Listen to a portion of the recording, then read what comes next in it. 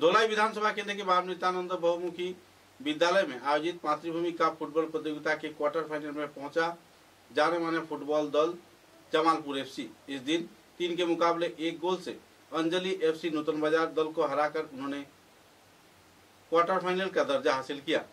इस दिन के इस मैच को लेकर लोगों में काफी उत्साह के माहौल देखने को मिली।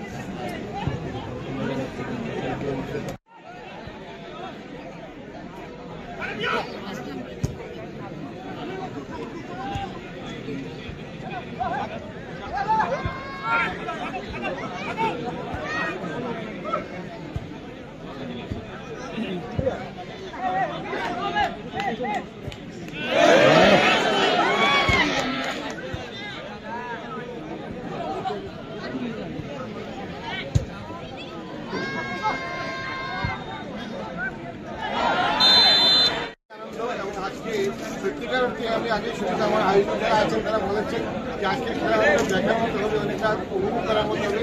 প্রথমে যখন এসেছি শুনেছি যে আজকের যে প্রদর্শনী আগের দর্শকের যেভাবে এসেছে আমরা পড়তে বলে দেখেছি যেভাবে দর্শক আছে এবং দর্শক আজকে খেলাতে যে দর্শক শেষ অবধি পর্যন্ত মাঠে থেকেছে।